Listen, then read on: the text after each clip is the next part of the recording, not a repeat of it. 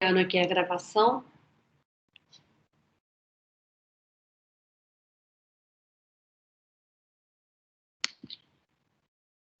Bom, então, boa tarde, pessoal, turma Z de Números na Educação Básica.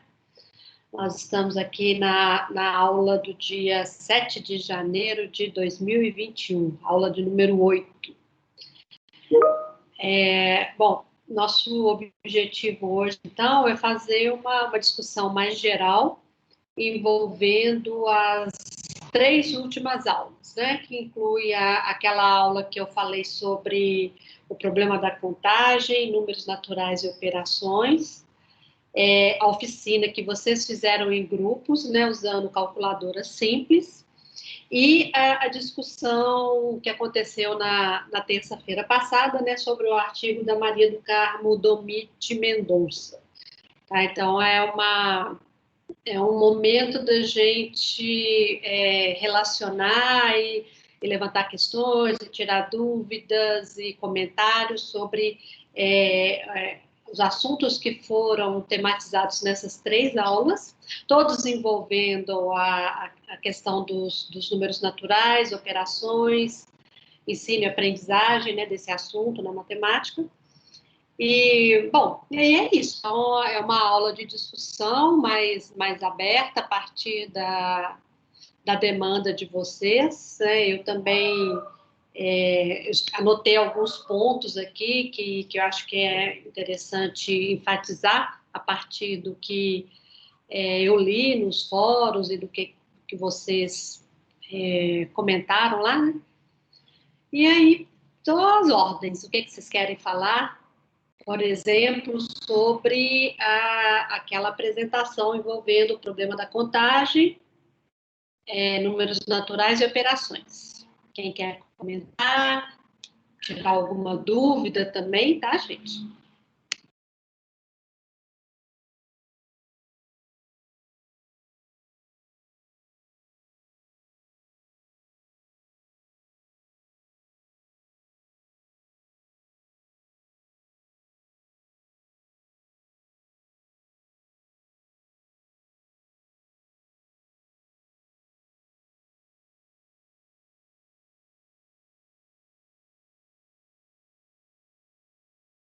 Todos tímidos? Achei que já tivesse acabado a timidez online. Final de ano voltou com ela. Papai Noel trouxe de volta. Não, então vamos reaquecendo os motores aí. Bom, eu falei, eu estou seguindo essa ordem, tá? Que foi a ordem das aulas, mas se vocês acharem mais interessante começar por outro ponto, vamos embora. Teve também a oficina de calculadoras.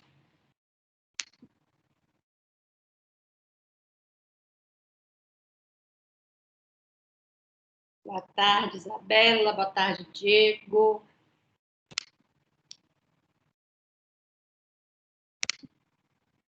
As pessoas estão chegando também, né? Só tem 25 pessoas aqui por enquanto.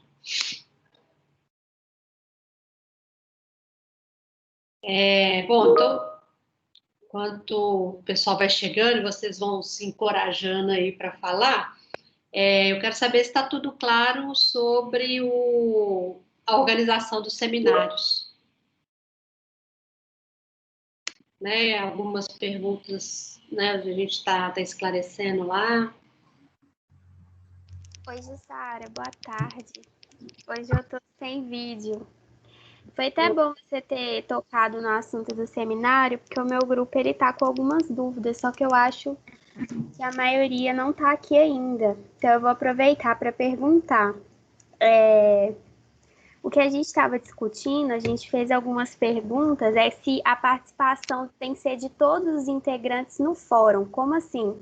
A gente vai postar as questões no fórum, mas tem que ser... Pode ser uma pessoa postar por todos nós ou cada um precisa postar? Não sei se foi claro. Tá. Você fala quem está organizando o seminário, né, Isabela? Isso. Tá. Não, aí tem várias tarefas para o grupo, né? Antes, durante e depois do seminário, do dia, Isso. né?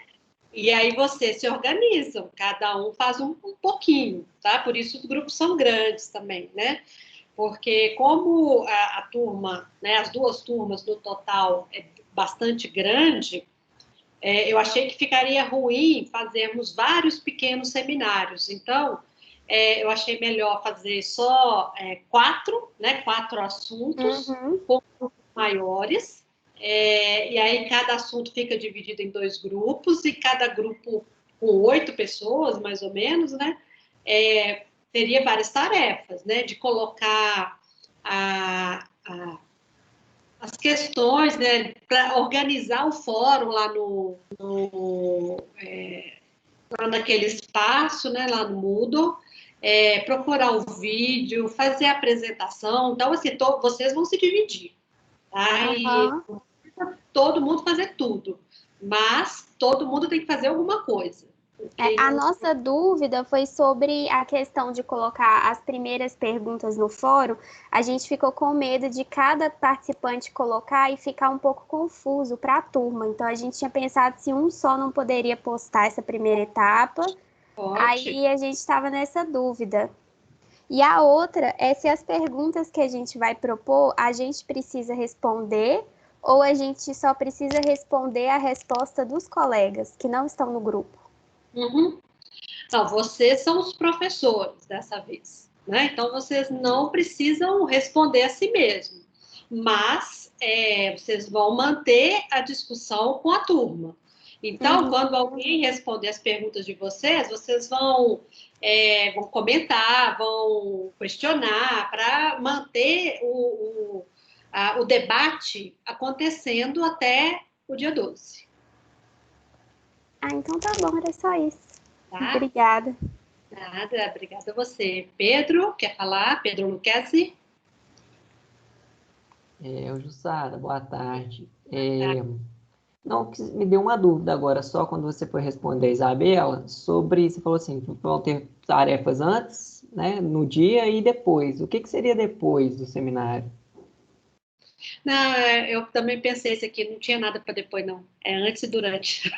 Eu fiquei pensando que o depois poderia ser alguma interação, assim, para continuar a conversa, se alguém quisesse falar mais alguma coisa, né? Pelo menos eu tinha pensado nisso, aí a gente ia ficar atento a continuar esse debate. Pode ser isso, sim, pode ser. Porque, na verdade, eu fechei o fórum no dia 12 às 11 da noite para forçar que todo mundo participe até lá, né? Mas aí, depois dessa marca, eu posso reabrir para o debate continuar, que o importante é que vocês conversem, né, sobre o assunto. Mas todo mundo tem que participar. Tá, turma? O seminário não é só por conta dos grupos, não. Continua a mesma dinâmica, todo mundo participando. A participação nesse fórum, né, a partir das questões que os grupos colocam, também está sendo avaliada na participação no mês de janeiro. Tá? Então, só muda o professor. O professor agora são os 2 grupos, tá?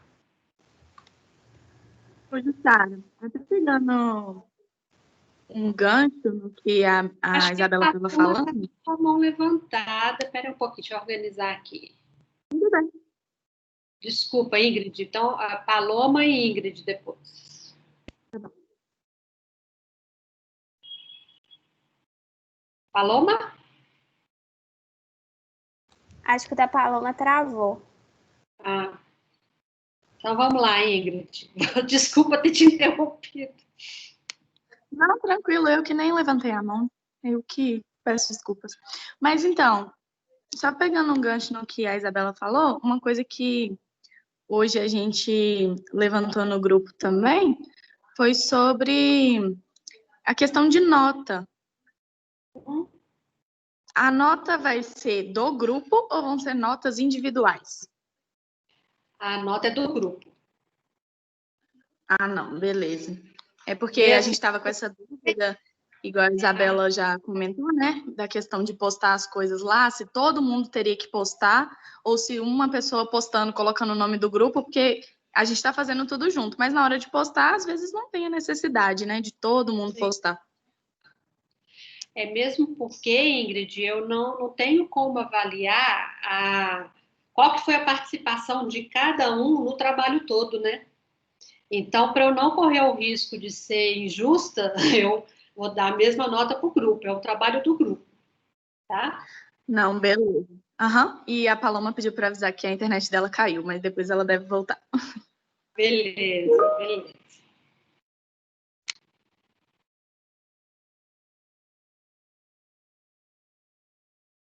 Oi, Pedro Henrique. Tem dois grupos faltando, ou melhor, dois assuntos faltando grupo, tá? Eu postei lá no fórum hoje. Um grupo sobre números racionais para apresentar no turno da noite e um grupo sobre argumentação matemática para apresentar no turno da tarde. Então, a minha sugestão é que quem está sem grupo se divida entre esses dois assuntos, porque eu não sei quantas pessoas ainda estão sem grupo, tá? Que acho que não vai dar exatamente 8 grupos de 8, não, porque algumas pessoas entraram nas turmas, outras cancelaram a matrícula, então não vai dar certinho 64, não. Bom, Paloma e João Vitor. Paloma consegue falar? Voltou? Boa tarde. Eu acho que voltou. Não sei se vocês estão me ouvindo ou Voltou. não. Começou a chover aqui, então a internet vai ficar caindo. Mas a minha dúvida era se tem como dividir a turma em grupos por um tempo pequeno, ou se isso não é possível. Você sabe? Onde? No próprio Teams. Eu acabei de ver aqui um recurso novo que pode ser isso, que chama assim, salas para sessão de grupo. Pois no professor da turma da noite, ele fez isso na uma aula passada, mas eu não sei direito como que foi, se tem que você tem que fazer isso, se a gente consegue fazer isso, se tem problema fazer isso. Acho que essa é a minha dúvida. Não tem problema, não. Ué. Basta a gente conseguir fazer tecnicamente. Tá. Aí vou ter que aprender aqui. Aparece para vocês esse recurso aí? Não, é nas três bolinhas? Não, aparece aqui para mim do lado da mãozinha levantada. Ah, não. Para mim não aparece não. Depois, então deve ser eu que tenho que fazer isso. Aí eu tenho que aprender. Tá. Então, de qualquer forma, eu acho que era só uma dúvida mesmo. Se a gente decidir alguma coisa assim, a gente entra em contato com você antes para tentar organizar, tipo, como que faz, se você consegue Tá, fazer ou não. Pode ser? tá bom, Paloma. Obrigada, Jussara. Nada. João Vitor Pires. Aqui, professora, só mais uma coisa, porque eu não lembro se vocês já tinham falado a respeito disso ou não, mas, por exemplo, eu participo da turma TZ, eu, o André e o João. A gente fez um grupo lá para falar a respeito dos números reais, só que a gente colocou na turma TE. Uhum. Isso aí não tem problema nenhum, né? É só o horário que vai ser diferente, que a gente vai apresentar. Não tem Seria? problema não. É porque, não sei se você estava no início no primeiro dia de aula nosso, as duas turmas têm tamanhos muito diferentes. Então, eu primeiro incentivei as pessoas a mudarem de turma, né? De quem está na TZ e para a turma TE, para elas ficarem em número igual. Mas, como não foi possível, a gente combinou dos seminários acontecer isso. Então, dois grupos são. Os grupos estão mesclados, né? Tem alunos das duas turmas, não tem problema isso. Mas 4 grupos vão apresentar à noite e 4 grupos à tarde. E aí depois eu vou até, estava pensando aqui, tecnicamente, né? Eu vou colocar todos vocês nas duas turmas, aqui no Teams, porque agora isso vai ficar mais misturado, né? Tá, João? Tá, beleza. Muito obrigado, Jussara. Nada, obrigado a você. Tudo bem?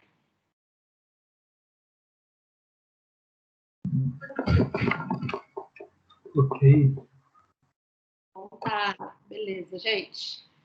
Aí agora que vocês já soltaram um pouquinho, vamos lá no assunto da aula de hoje, então. A oficina, Pedro, quer falar? Você levantou a mão? Não.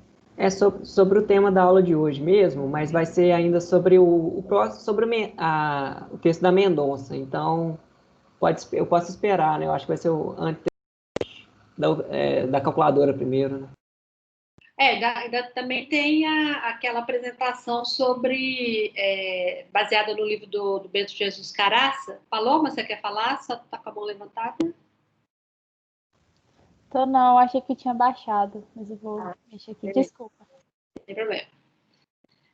Assim, para tirar dúvidas, né, daquela apresentação que eu fiz, ou em oficina de calculadoras, se alguém tiver alguma coisa para comentar. Se não, vamos direto para o artigo da Maria do Carmo.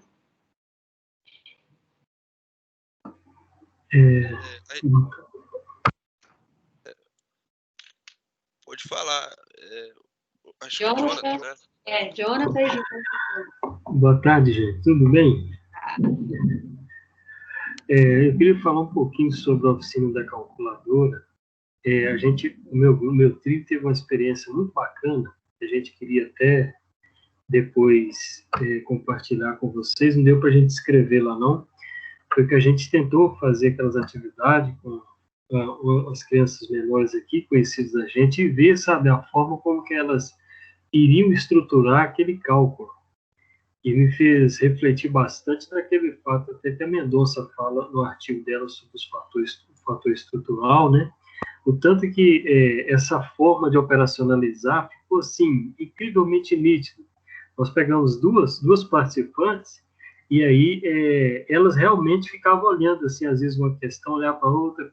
Você já viu que tinha dúvida, né, de como operacionalizar no modelo padrão. E a gente pegou e começava a perguntar a elas, como você pensou em fazer isso aqui? Foi muito legal, foi uma experiência fantástica, muito boa. Vocês trabalharam com crianças de quantos anos, Jonathan? De 8 e 7. Uhum. E elas conseguiram fazer? Sim, essas operações mais básicas de somar, subtrair, elas tinham noção.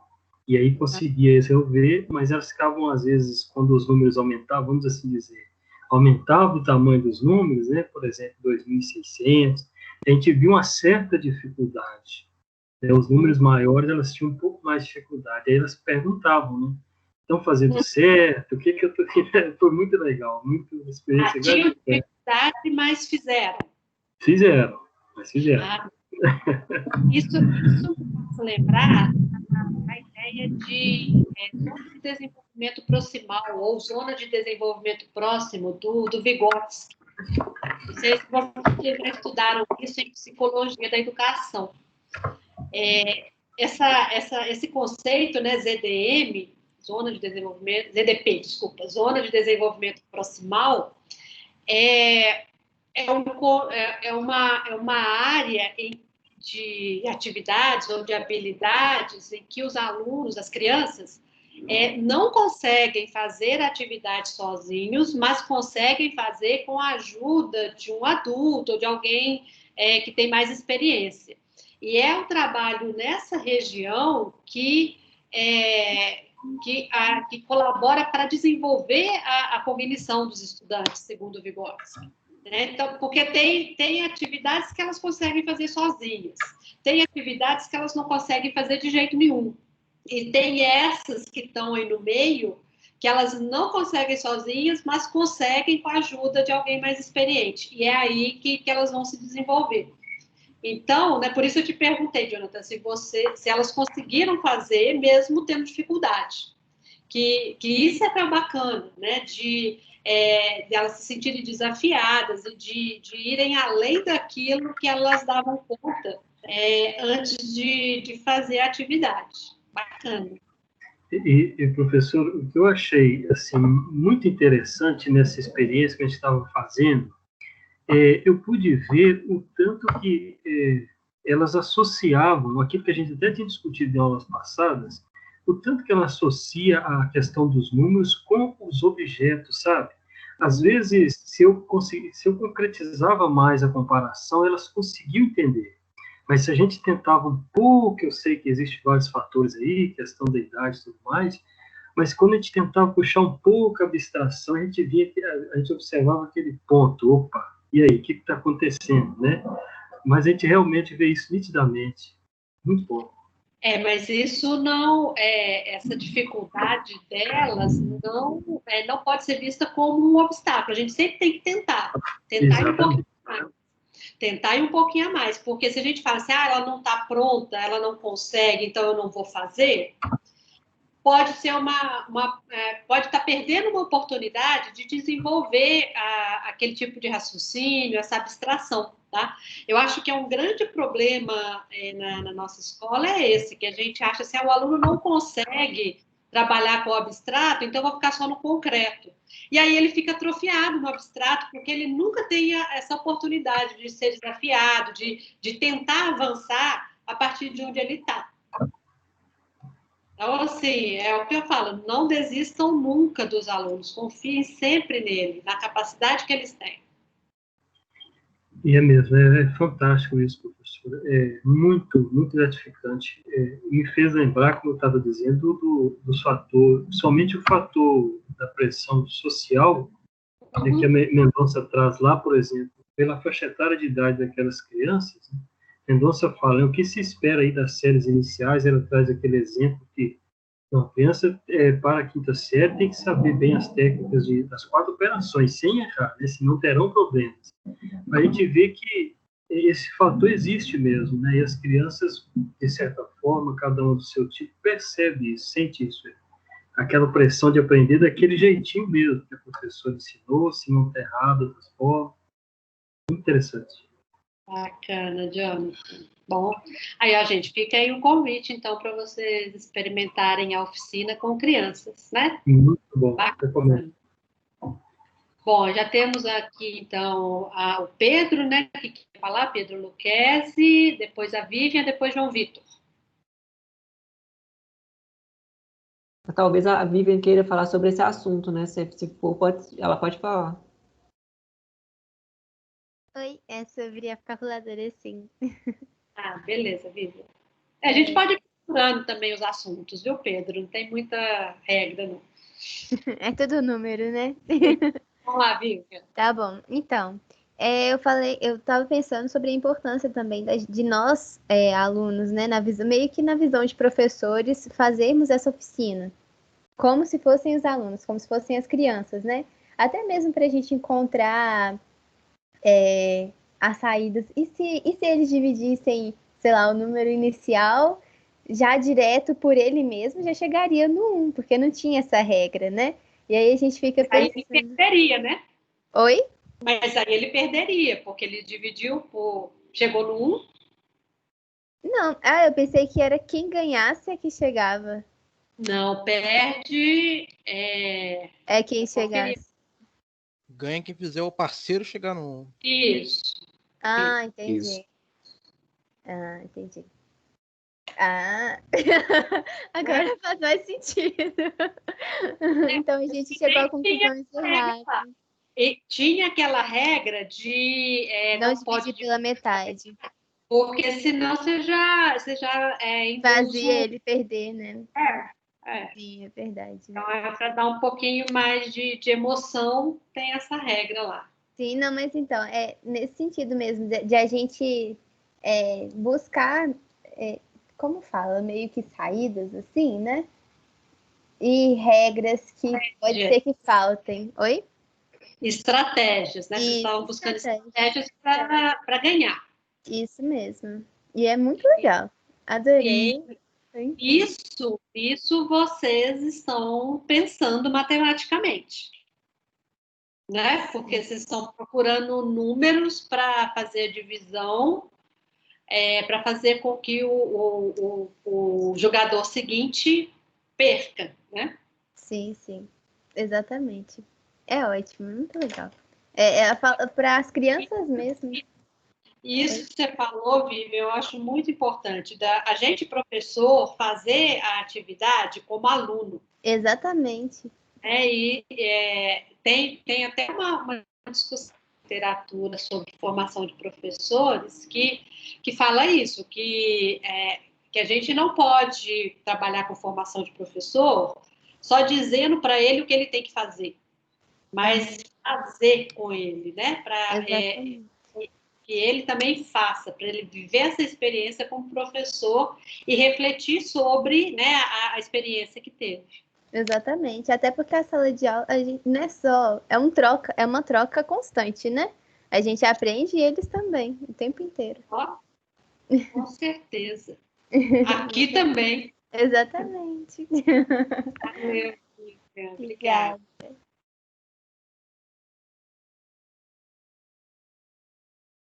João ou Pedro? O Pedro está na fila em algum momento. Não, você quer falar aí, Pedro? Deixa eu falar aqui. Se eu extrapolar muito, Jussara, porque eu tô com medo de ser um pouco extrapolar, mas daí você fala e a gente deixa para outro momento. Bom, não, é um pouco pelo que a gente já está estudando para o seminário de cálculo mental, né? A gente já leu mais algumas coisas, mas aí a gente vê, então, que essa oficina da calculadora tem relação e tudo mais. E também tem a ver com o texto da Mendonça, com a questão dos algoritmos convencionais, de você criar estratégias para você fugir disso. Embora também se reconheça a importância desses algoritmos e tal. Mas a minha é uma pergunta um pouco para você, assim, porque em Belo Horizonte, e isso é uma pressão que tem sido feita nos sistemas de ensino de modo geral, que é a questão do ensino de computação, né? De programação de computação de modo geral, e computação lida com algoritmos, entre outras coisas, né? E aí é um pouco, eu acho que esse tipo de atividade, ele casa um pouco com uma ideia de ensino de programação, mas aí a minha pergunta para você um pouco seria, qual é o pensamento que você tem a respeito disso? Se você acha que esse ensino de programação, de computação, é algo que deve ser trabalhado na matemática, ou se deve ser algo à parte, se você acha que isso não cabe na escola, seria sobre isso. Se extrapolar demais, a gente conversa em outro momento. Tá. Pedro, eu tenho uma opinião mesmo, nem é estudo sobre, tá? Há algum tempo eu vejo ligado à educação matemática essa questão de trabalhar com robôs, né, com robótica. Inclusive, eu tive contato com isso quando eu fiquei um tempo, fiquei um ano lá na Universidade de Lisboa, e lá tinha uma professora da Ilha da Madeira que estava trabalhando com robôs, educação matemática em robôs. E aí depois eu fui ver, tem os trabalhos da engenharia mecânica, né, que trabalha com robôs, com competição de robôs. E é alguma coisa uma área interdisciplinar, né, que envolve matemática, envolve computação, envolve engenharia, e eu acho que é uma coisa bacana, importante, né, para o desenvolvimento científico, tecnológico do país, para o desenvolvimento do raciocínio matemático, mas eu não tenho muito estudo a esse respeito, tá? Porque, na verdade, assim, eu li alguma coisa superficialmente, viu, Pedro? Então, eu não conheço esse assunto com profundidade, mas eu sei que existe pessoas que estudam isso.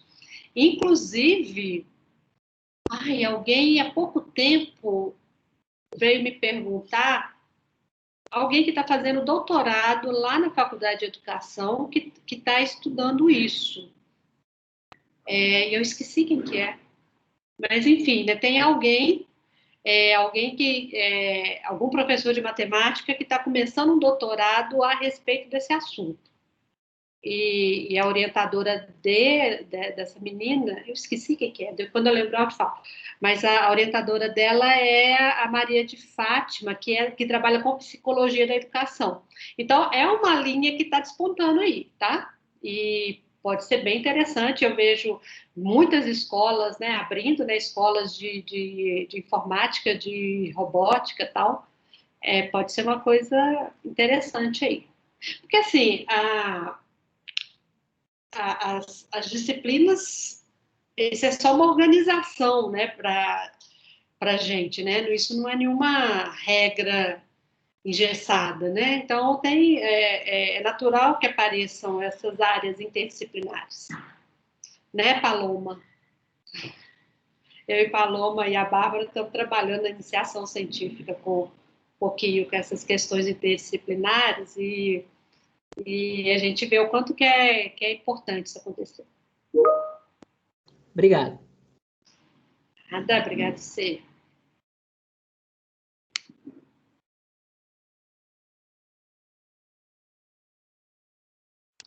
Agora é o João?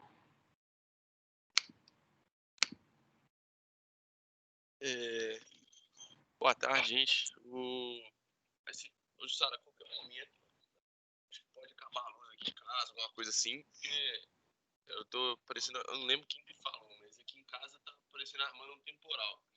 Nossa, João, tá difícil para eu te entender. Tá todo mundo entendendo? Só eu. Fala mais. Olha só. Melhorou.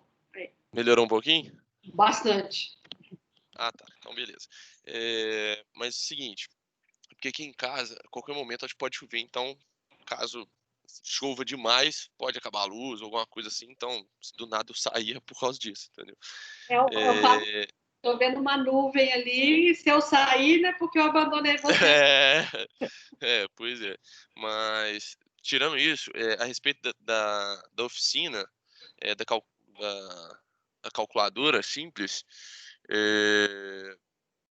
então, a gente montou, nós montamos um grupo, né? Eu, o André e o João, e aí a gente achou uma atividade, na verdade, bem interessante, né? Bem legal, mas ela ficou mais interessante ainda, pelo menos pra gente, né?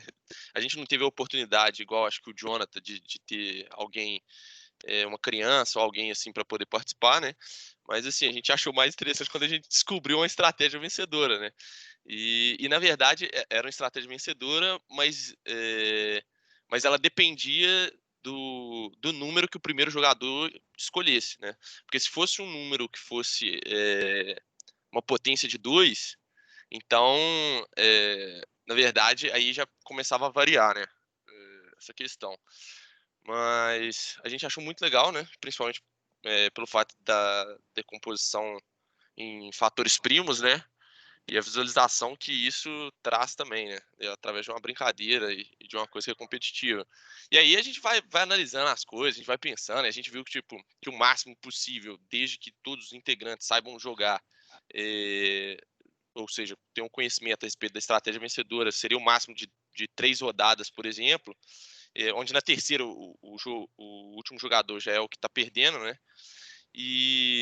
Mas assim, foram várias observações que a gente até escreveu lá, a gente achou bem legal. E um comentário, né, também a respeito do texto, né, da Mendonça, que foi muito interessante, principalmente por causa daquela tira, né? Pelo menos foi o que eu achei um dos pontos mais interessantes, né? Porque isso também condiz com a nossa realidade. E eu meio que presenciei isso, né? Porque muitas pessoas têm a visão de que, na verdade, a matemática ela é monótona, ela é estática, ela é uma coisa que não tem criatividade, né? E pelo contrário, é uma coisa que tem muita criatividade, tem várias formas de desenvolver e resolver, às vezes até os problemas mais simples, né? Mas as pessoas às vezes têm a cabeça... Ô, João, sendo um pouco maldosa, eu costumo dizer que quem deixa a matemática chata são os professores.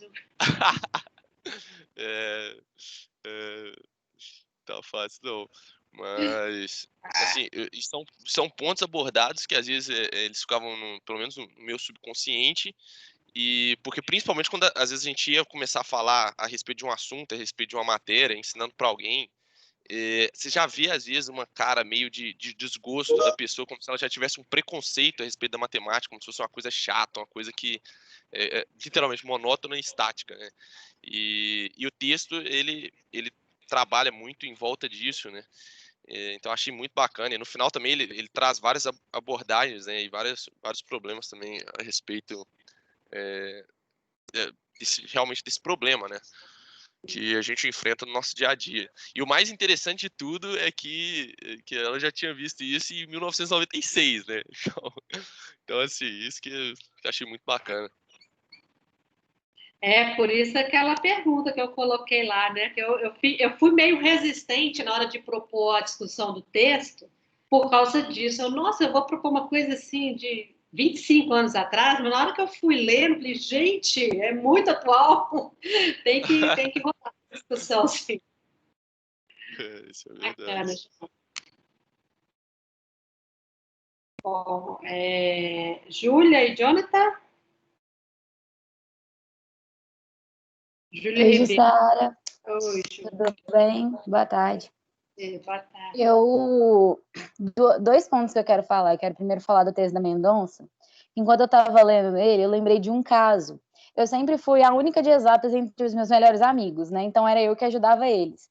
Um dos meus, tipo assim, eles são muito bons em interpretação de texto. Aí eu lembro que a gente foi resolver uma questão eu fui explicar para eles uma equação de primeiro grau, era uma questão de equação de primeiro grau. Eu tentando explicar como encontrava a equação, depois como calculava um x qualquer, e o menino fez uma regra de 3 e conseguiu, porque ele interpretou o texto e percebeu que uma regra de 3 funcionaria. Eu fiquei me perguntando exatamente nesse ponto. Se o menino resolvesse isso na prova, eu como professora, esperando que ele resolvesse como uma equação de primeiro grau, eu ficaria, não é isso que eu quero, não posso dar total, mas o texto da Mendonça me fez pensar que isso, na verdade, a gente perde toda essa habilidade que o aluno tem da interpretação. Com essa interpretação dele, com essa facilidade que ele tinha em enxergar uma regra de 3, eu poderia daí explicar para ele por que a regra de 3 funciona dentro da equação de primeiro grau. E eu achei isso muito, tipo assim, normalmente a gente não pensa nessas coisas. Eu acho que o mais rico aí não se um está certo ou está errado, mas relacionar as duas soluções. Né? Isso que você está falando. Por que pode resolver com uma equação do primeiro grau ou com uma regra de 3, né? Como que essas coisas se relacionam? Sim. E eu queria falar também sobre a disciplina da calculadora. Quando eu estava fazendo isso, eu lembrei de um caso. Quando eu aprendi produto notável, eu lembro que eu, em vez de fazer contas, por exemplo, 201 ao quadrado, eu usava produto notável, eu fazia 200 mais 1 e colocava ao quadrado, que era muito mais fácil fazer a conta. E eu passei minha vida inteira resolvendo as contas assim, porque eu peguei uma estratégia que eu tinha que não era usual para fazer. Então eu ganhava muito tempo, mas quando eu contava isso para alguém, as pessoas ficavam assim, nossa! E isso é uma coisa que eu sempre achei meio que a gente perde um pouco, de colocar pegar uma coisa que normalmente que a gente só vai usar para resolver uma coisa mais tipo, com letra e colocar no dia a dia do aluno para ele ver como é prático, para ele sentir que a matemática está no dia a dia. Isso me fez pensar, porque muitas das coisas ali é uma coisa que você pode passar do dia a dia. Um botãozinho da calculadora quebrar é uma coisa muito normal de acontecer. Então, eu achei muito interessante essa oficina, porque eu faço pensar nesse tipo de coisa. Bacana, Júlia. Jonathan?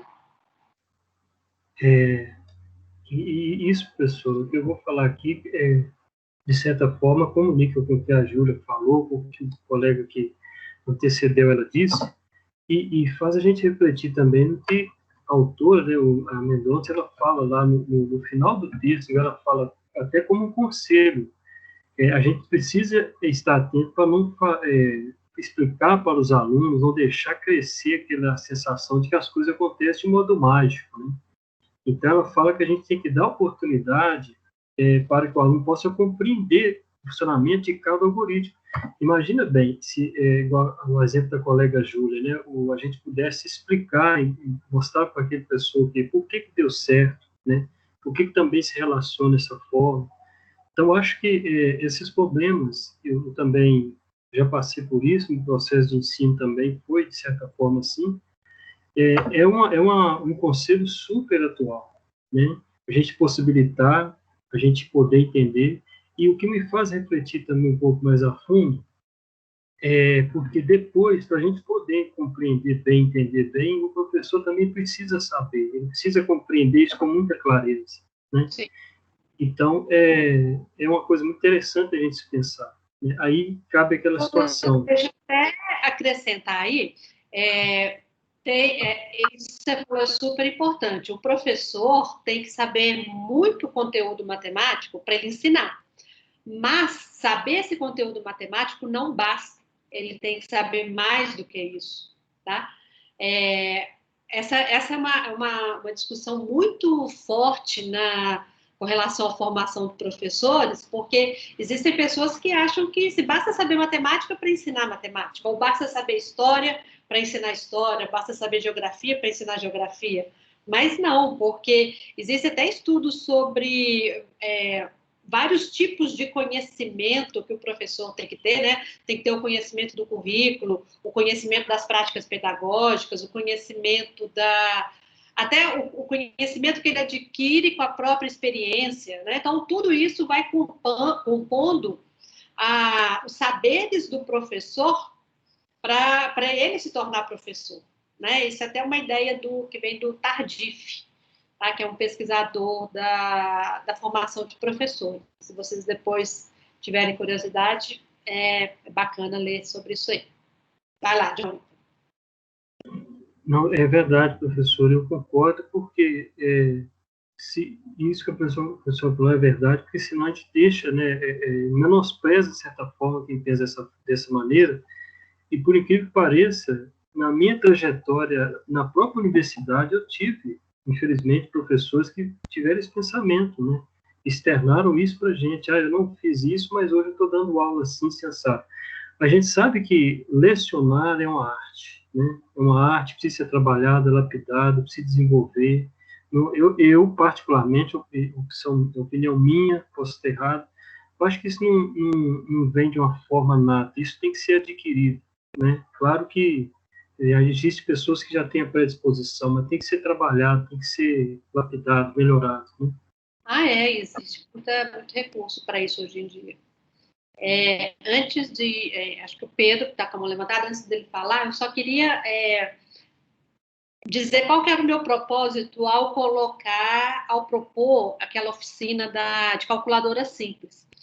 Existe uma polêmica, né, entre professores de matemática se a gente deve ou não permitir o uso de calculadoras nas aulas de matemática.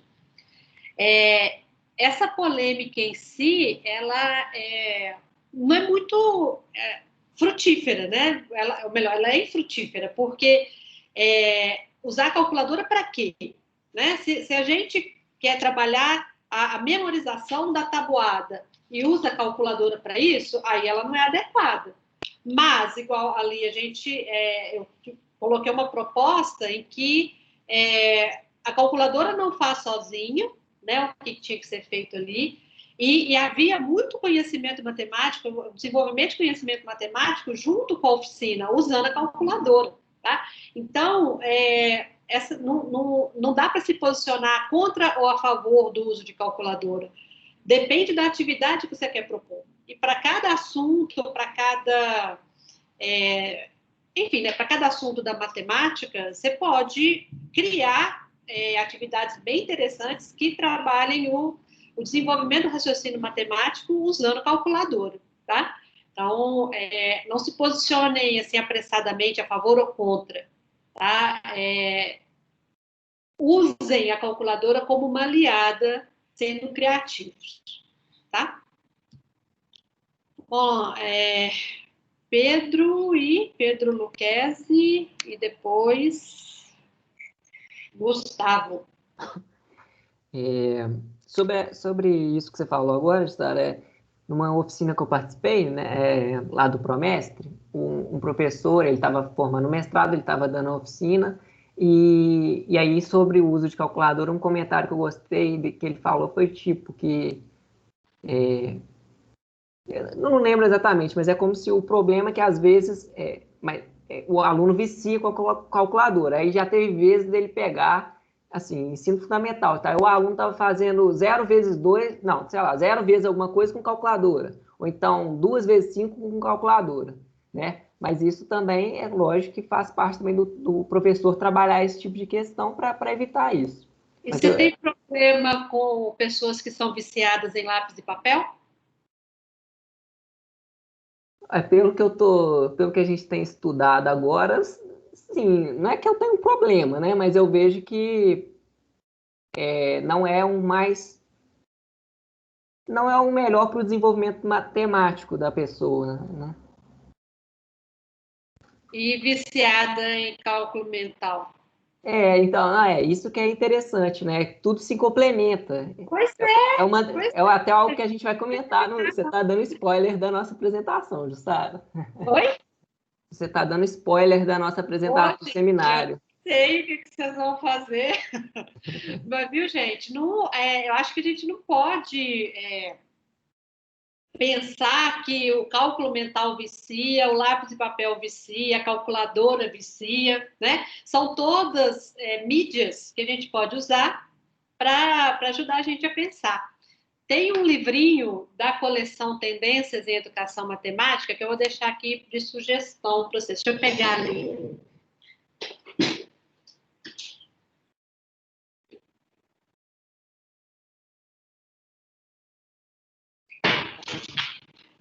A única coisa boa de dar aula remota é que meus livros estão tudo aqui perto. Aí, na hora que eu lembro de um, eu já trago e mostro aqui para vocês.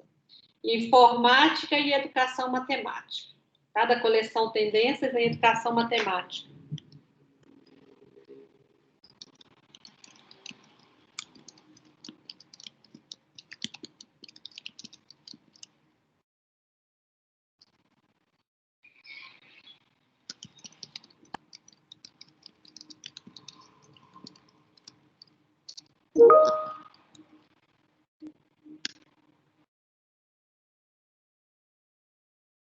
E aí ele fala alguma coisa desse tipo também,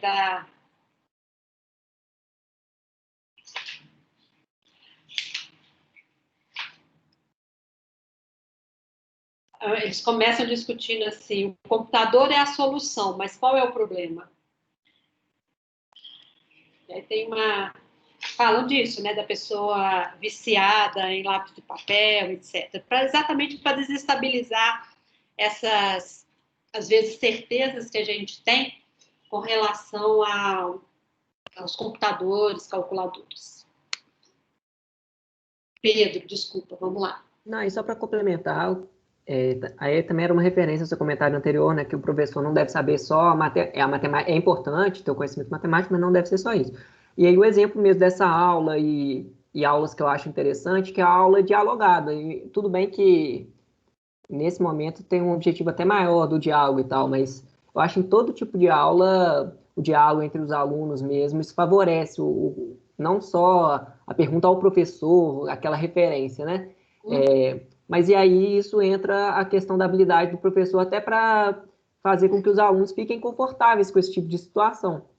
E é isso. Aí você me lembrou de um outro livro, Pedro. Esse aqui, ó. Vocês enxergam invertido ou na ordem certa? E aí? A câmera está desativada, pessoal. Oi? Eu não sei se é só para mim, mas a câmera está desativada. A minha, tá? Será que Na ele hora entendeu? certa. Não, eu tô vendo. Então, Tá normal, tá Eu dando não pra enxergo ler. invertido, não, Jussara, tá certinho. é só para mim. Desculpa. Aqui, ó. Isso que você falou, Pedro. Diálogo e aprendizagem na educação matemática.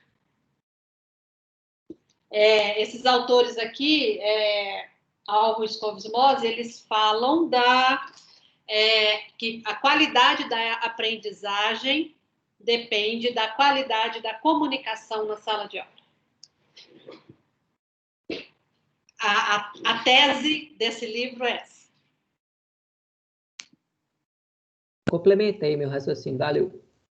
Valeu.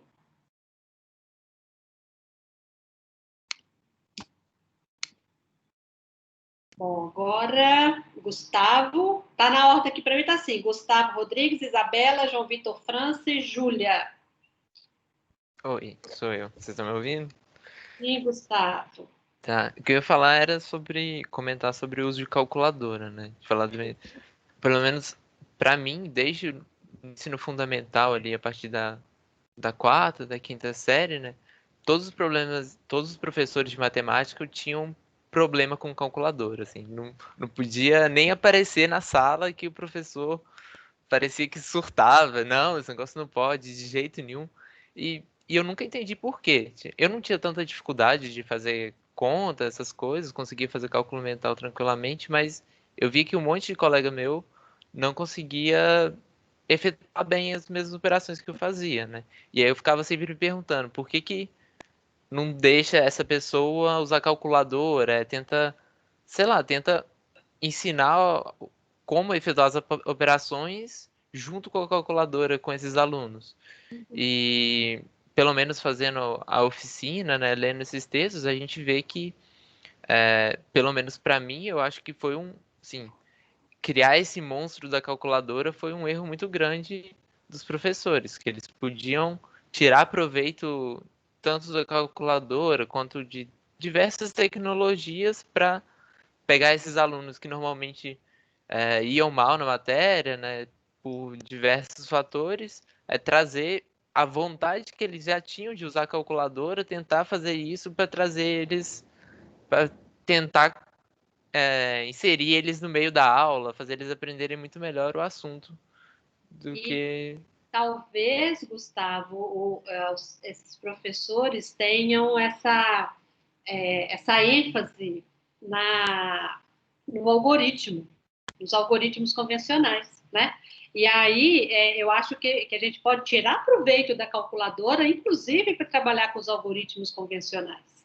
A gente vê isso, né? Vocês fizeram isso na oficina, né? Imagino que vocês devem ter pego um lápis de papel para fazer as contas junto com a calculadora, porque a tecla estava quebrada. Como é que vocês iam resolver esse problema sem usar, por exemplo, a propriedade distributiva, né? Então, dá para usar como parceira e não como inimiga. Mas, repito, as atividades têm que ser escolhidas estrategicamente para isso, né? Não pedir... por exemplo, é como se eu pedisse para vocês calcularem uma lista com 10 funções. Calcule a derivada dessas 10 funções e entrego esses sites que fazem esse cálculo, né? Se o exercício, se a calculadora ou o computador vai fazer o que o exercício pediu, não faz sentido, realmente. Agora, a gente pode elaborar atividades interessantes para trabalhar aqueles conceitos que a gente quer trabalhar, né? Oi, Gustavo. O que eu falar é que, assim, a calculadora não pode ser vista como um inimigo, nem do professor, nem como o super-herói do aluno. Ela tem que ser uma ferramenta que você vai usar com seu conhecimento. Você tem que ter um conhecimento para você fazer um bom uso da calculadora, né? Você conseguir fazer um bom uso dela. Esse livro que eu passei para vocês aí no chat, ele começa discutindo isso. O computador é a solução, mas qual é o problema? Qual que é o problema que ele está resolvendo? Né? Porque muita gente acha isso, né? Que o computador vai resolver todos os problemas. Enfim, vale a pena a leitura, tá, gente? Isabela? Oi. Eu queria comentar um pouquinho também da minha experiência com a Thaís, sobre a oficina. Eu estava esperando que ia ser uma coisa completamente diferente, e a gente fez desse jeito mesmo. A gente pegou o papel, assim, na videochamada, tentou resolver, e eu achei muito legal, foi a nossa conclusão. Talvez eu esteja sendo um pouco redundante com o que todo mundo falou, mas eu jamais pensaria nisso. Propor uma oficina que os alunos tivessem que utilizar a calculadora para resolver uma conta básica, né, uma operação básica. E realmente nós duas, né, ficamos questionando muito isso, que a oficina caiu como uma luva nesses tempos que a gente está vivenciando, porque os alunos estão em casa, então a gente não consegue ver se eles estão ou não usando calculadora, Então, vamos dizer que esse rigor, ele está acabando, né? Porque antes eles estavam ali na sala, a gente estava olhando. Agora, a gente fala que não pode usar, mas não tem certeza. Então, como trazer essas tecnologias? Porque a calculadora é uma tecnologia tão interessante que a gente tenta ignorar na sala de aula, porque, não sei, vicia o aluno, é ruim, ele não desenvolve outras habilidades, mas como trazer ela, assim, como é uma solução, né, para esses problemas dentro de sala. Então, eu achei muito legal. Deu um trabalhinho para a gente também, porque quando tudo parece ser muito fácil, a gente também teve que pensar em alguma coisa. E eu achei muito legal mesmo, interessante. É o tipo de oficina que, se um dia eu puder, eu vou levar para a sala de aula também. Então, leia o livro que eu deixei lá como referência, que foi de onde eu tirei a oficina. Que é dessa mesma coleção Tendências da Propaganda, gente. Coleção Tendências de Educação Matemática é leitura obrigatória para todo professor. Pois é, mas isso que eu queria falar, o quanto que foi interessante para a gente, o quanto que eu estava esperando outro tipo de atividade, e o quanto que a gente refletiu sobre isso, sobre a questão da calculadora, sobre o novo normal, como inovar. Ai, foi muito legal, gostei muito. Legal, Isabela. Bom saber. Ai, Júlia. Não, João Vitor primeiro, né? Desculpa. Oi, professora. Estão me escutando? Sim. Ah, beleza.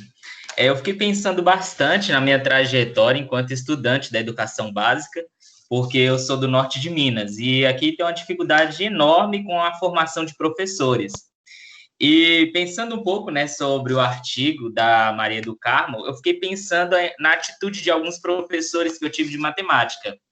Alguns, eles limitavam o próprio pensar do aluno, né, o próprio pensar em a matemática do próprio aluno. E após a minha formação na educação básica, eu tive um reencontro com uma professora, e em um certo momento ela falava bem assim: ô João, a sua turma dava muito trabalho, eu tinha que estudar horas e horas os trabalhos para entender o que vocês estavam fazendo. E aí eu comecei a comparar, a partir, né, à luz desse artigo, essa questão da atitude de professores. Embora a formação dos professores elas tenham sido bem próximas, né, alguns professores preferiam limitar por falta de conhecimento, por falta dessa formação. Outros preferiam aproveitar, né, dessa oportunidade, desse mover do aluno em apresentar algo diferente, em também buscar, né, algo diferente. Eu achei muito interessante, porque é algo assim que nós devemos refletir e levar também para a prática. Que forma, né, qual a formação que eu estou recebendo e qual é a formação que eu estou passando. E no percurso, né, mais fácil, optar, né, pelo caminho onde eu vou limitar o aluno em um certo ponto, ou eu vou aprender com ele. Então, foi uma oportunidade que eu tive de refletir bastante essa trajetória enquanto estudante da educação básica, e pensando também, né, nessas experiências que eu fui tendo e desses relatos com professores depois que eu já tinha formado já. Ótimo, João, bacana que você está vendo, então, você viu na sua prática, né, a importância do professor, isso, né, do diálogo na sala de aula, tinha um professor meu da Unesp que falava que a gente não tem que dar voz aos alunos, a gente tem que dar ouvido, ou seja, a gente tem que ouvir os alunos, né, e isso a gente só aprende, né, se a gente tem aquela concepção de educação que eu sei, né, eu sou detentor do conhecimento e o aluno não sabe, eu vou transmitir para ele um conhecimento, aí fica tudo complicado, né? Porque você tem que saber tudo, né? E você não pode ter dúvida, né? Mas a partir do momento em que você se abre para aprender com o aluno, e aí vira uma troca, né? Porque o aluno traz uma demanda, a gente vai atrás de buscar informações, exemplos, atividades. Eu estou o tempo todo aqui correndo atrás de coisas para trazer para vocês. À medida que a discussão aparece, eu tento incorporar alguma coisa. Mas, assim, a gente aprende muito com os alunos. E não tem problema nenhum com isso, porque escola é um lugar para aprender, para todo mundo aprender, né? Não é essa ideia de que o professor sabe, eu tenho que transmitir para o aluno, tal, passar o conhecimento para ele. Isso limita muito a gente, né? Obrigada pela pergunta. E assim, professora, o que eu achei mais interessante que essa professora que relatou, né, principalmente comigo, as propagandas, ela tinha uma bagagem, assim, uma formação bem triste, sabe? Assim, uma formação em matemática bem difícil. E ela falava que ela sentia falta, né, da nossa turma hoje, porque era a nossa turma que fazia com que ela pudesse compreender um pouco mais a matemática, pudesse abrir novos horizontes para que ela pudesse avançar no pensamento matemático, inclusive. E ela sente falta, ela relatava muito, nossa, eu sinto muita falta, né, dessa argumentação, dessas experiências que vocês nos proporcionavam, né, enquanto professores. E isso me marcou, assim, profundamente, os relatos de alguns professores. Oi? Você está em qual cidade? Eu estou no norte de Minas, cidade de Janaúba. Janaúba, ok. Muito bom, muito bom. Valeu, João. Mas hoje em dia já tem formação de professores aí, hein, João? Tem pela licenciatura à distância, tem instituições aí, a Universidade Federal dos Vales do Jequitinhonha e Mucuri. Então, esse quadro está mudando. Sim, professora, melhorou bastante. Nós temos hoje a Unimontes aqui, que é a Estadual de Montes Claros, com a formação em pedagogia, né? Formação mais na área da licenciatura. Oi? Tem matemática na Unimontes? Não temos matemática aqui em nenhuma instituição pública. Agora, há pouco tempo também nós temos o Instituto Federal e a UFVJM com a área de engenharia. Uhum. Mas o Teófilo tem licenciatura em matemática? Tem. Diamantina também. Diamantina, se não me engano, também tem. Em Salinas, também pelo Instituto Federal, tem. E uma coisa assim, né, só fugindo do assunto rapidinho, é que essas instituições, né, elas são baseadas nos arranjos produtivos locais e tem favorecido a formação de professores, tanto que a maioria dos projetos das universidades, institutos federais, tem sido desenvolvida dentro das escolas de educação básica, voltados exatamente para a formação de professores, principalmente na área de física e matemática. Muito bom, muito bom. Você está com o queijo e a faca na mão aí, João? E a cachaça? Boa, o requeijão também.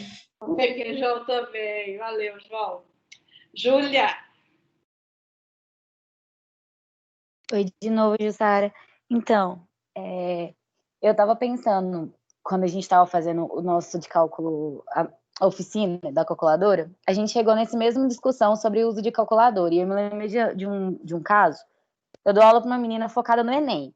E Enem a gente não pode ter calculadora. Então ela faz todas as contas dela à mão. E eu faço na calculadora, porque eu tenho para ir mais rápido. E toda vez que a gente está fazendo isso, eu sinto que ela é viciada no papel, igual você estava falando. Porque ela não sente confiança nenhuma no cálculo que ela faz de cabeça. E isso acarreta em todo o ensino da matemática que eu tenho com ela. Porque ela sente muita falta de confiança. Ela sente sempre que errou. E nunca confia no que está fazendo. E aí faz ela desinvesta um monte de outros problemas. E isso me veio na cabeça exatamente do artigo da Mendonça, que fala da pressão, que é a expectativa. Você espera que uma menina que está indo fazer o Enem não erre conta. Então ela sente isso numa coisa que, assim, dá para você perceber claramente que ela sabe, só que a insegurança dela piora tudo. E isso eu sinto que não é só com ela. A gente sabe que é normal a insegurança que a gente sente. Então eu acho muito interessante essa união dos dois. Eu acho que é a união dos três, né? Cálculo mental, lápis de papel e calculadora. Tá dando spoiler, como disse o Pedro. Agora, o Jonathan. Oi, estão me ouvindo? Sim. Professora, essa discussão que a gente está tendo aqui me fez lembrar muito daquela situação, daquela colocação dos Jimenez e Bigode, né? Onde eles tratam aí da competências relacionadas ao cálculo. né? Ele até ilustra isso aí na forma de uma mesa equilibrada, onde a gente tem aí o cálculo escrito, o cálculo mental, as estimativas, né? E a calculadora, inclusive. Então, ele fala que a gente tem que buscar esse equilíbrio, né? Os colegas relataram, e me antecederam aqui, relataram essa situação, né? Em que alguns viam isso como inimigo, outros como um fator que poderia prejudicar, mas a fala desses autores me chamou muita atenção, porque eles indicam, olha, o que tem que haver é o equilíbrio, né? Não podemos excluir nem exceder demais, mas haver o equilíbrio para o desenvolvimento dessas competências, né? E me fez até pensar no que Mendonça também fala no artigo dela, sobre o algoritmo convencional. Eu estava pensando, veja bem, se priorizarmos muito o cálculo escrito, as estimativas, e deixar de lado esses outros dois pilares que o Gimenez fala, que é a calculadora e o cálculo mental, de certa forma, nós poderíamos, então, estar atrapalhando as competências do cálculo, né? Baseado naquilo que ele fala, né? Que tem que ter esse equilíbrio, essa harmonia entre esses setores, né? Então, me fez lembrar muito dessa parte, dessa passagem do texto. Ô, Jonathan, coloca lá no Moodle, na aula de hoje, eu sempre coloco aquele espaço lá para continuar a conversa, né? Coloca lá, por favor, a referência desse artigo aí do Bigode do Rimedes. Tá? Pode ser interessante para todo mundo. Entendeu, Jonathan? Ok, professora, coloque sim. Ah, Joia, obrigada. Por nada. Bom, olha, acabou a fila, então agora eu posso falar. Eu fiquei, eu fui lendo as mensagens de vocês no fórum, e aí eu acho importante a gente destacar aqui, no artigo da Maria do Carmo, o objetivo dela. Às vezes eu ficava com a impressão de que vocês estavam achando, alguém estava achando que ela estava questionando os algoritmos. Mas não era isso, né? Outras pessoas também falam, não é isso, que ela não está questionando o algoritmo, não está o algoritmo convencional, né? Na página 56, ela fala que o objetivo não é combater o uso dos algoritmos convencionais, pois não pretendo remar contra a maré, mas sim questionar uma atitude pedagógica, né? Essa atitude de colocar ênfase apenas no algoritmo convencional, né? E ela está tentando desvelar algumas forças que têm levado a um treino exagerado das técnicas operatórias, das operações aritméticas básicas. Então, ela não está questionando o uso dos algoritmos convencionais, mas sim o fato de a escola enfatizar apenas eles. Aí ela está tentando entender por que isso acontece. Tá? Isso ficou claro para todo mundo, gente? Não faz sentido, né? Nós usamos um sistema de numeração do arábico, esse sistema é posicional, né? Os números têm valor de acordo com a posição que eles ocupam, os algarismos, e por causa desse sistema de numeração, a gente tem algoritmos para operar, né? Ela até deu um exemplo lá acho que é árabe, né? Esqueci aqui, deixa eu ver aqui, gente. Um bom exemplo também, professor, é do Denis Samir, o homem que calculava. Ah, sim. A forma, né, que ele quebrava esse tabu dos padrões, né, dos cálculos. Deixa eu ver aqui, nota 6. Né, que lá na página 63 ela fala, né? É comum a presença da ligação entre as regras que organizam o sistema de numeração e as regras envolvidas nos cálculos escritos que operam com esses números, né? Então, aí ela dá o exemplo lá da técnica para multiplicar dos egípcios. que tem a ver com o sistema de numeração que eles usavam. Tá? Então, é normal, é frutífera esses algoritmos que a gente tem, os algoritmos convencionais. O problema é quando a gente fica só neles, né? Vocês deram vários exemplos aí da importância da gente considerar outras técnicas, outras maneiras de fazer contas que os alunos trazem para a sala de aula, né? E aí, também veio de uma intervenção lá no fórum, não é o professor que vai ensinar diferentes técnicas para os alunos, mas sim ele dá ao aluno, aquilo que eu falei, né, dar ouvidos, né, para ele trazer as técnicas que ele sabe. E relacionar, olha, fulano faz conta assim, ciclano faz conta assado, como é que isso se relaciona com o algoritmo convencional, como é que eu faço isso com calculadora, fazer uma transição entre essas diferentes maneiras, porque isso ajuda, inclusive, a aprender o algoritmo convencional, tá? Então, o foco da Maria do Carmo é em questionar a ênfase em apenas um método. Ela incentiva que nós, professores, ouçamos nossos alunos para saber quais são as técnicas que eles sabem. Deixa eu ver aqui o que o João falou. Não limitar a forma do aluno pensar. Isso aí, acrescentar. Você não pode falar com ele, você está errado, a partir de hoje você só pode pensar assim. Não, traz tudo. Tá? Vamos ver como todo mundo sabe pensar. Como todo mundo faz essas contas. E aí vamos ver as relações entre elas e vamos crescer a partir daí. Oi, Lucas. Que eu lembrei também da pergunta que você fez, contrapondo o Caraça e a Mendonça, né? E você perguntou como é que a gente se posiciona em relação a essa divergência. Eu achei muito difícil responder essa pergunta, porque eu baixei o livro, né, do Caraça. Aí, para dar uma contextualizada também, eu li, né, o trecho, e logo depois do trecho que você colocou como referência, ele coloca aqui também.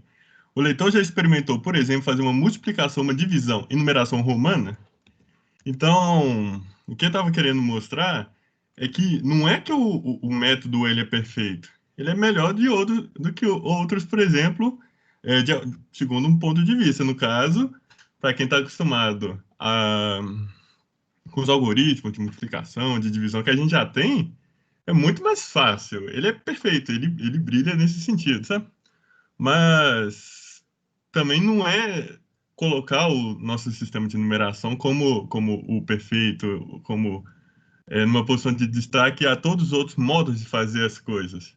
Eu acho que o Caraça, ele provavelmente passa essa ideia de endeusamento, mas eu acabei ficando nessa dúvida, sabe? Porque ele é bom no que se propõe, mas não é...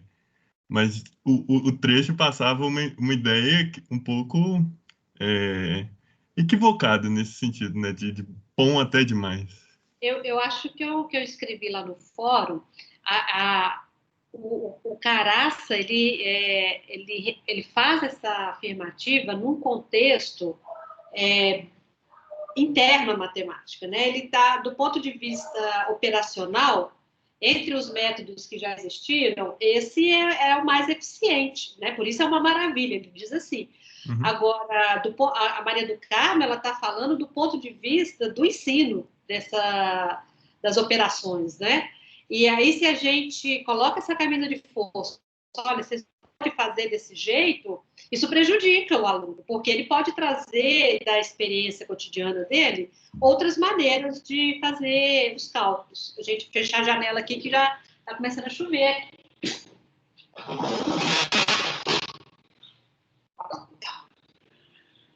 Tá certo? Então,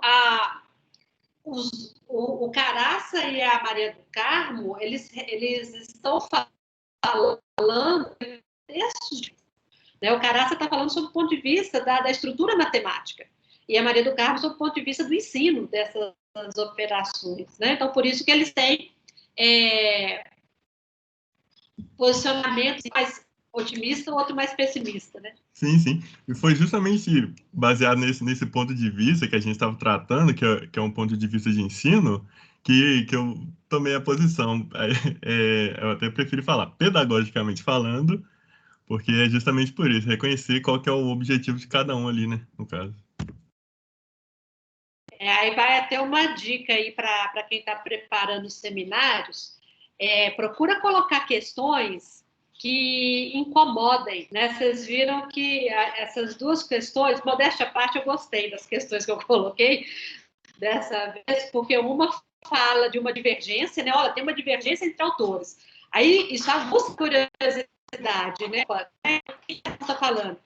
E a outra foi sobre será que não está ultrapassado o que a Maria do Carmo está falando, né?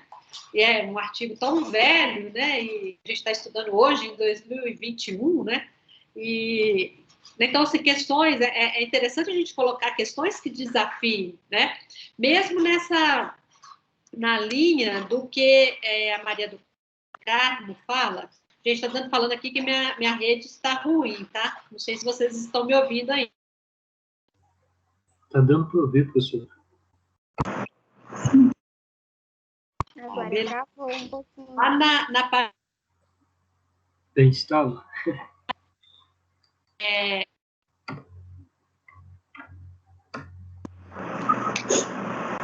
que você está falando? Deu uma travada agora.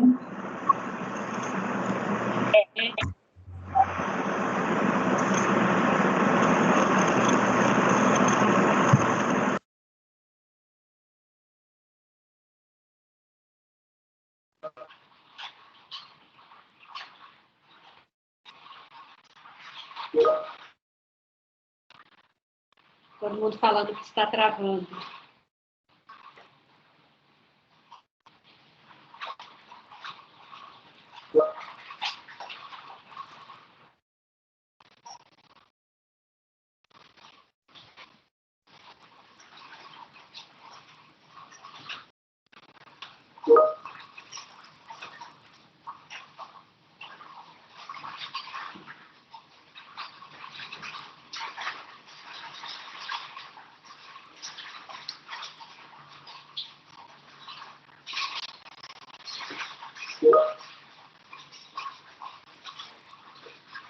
Eu vou desligar meu vídeo, então.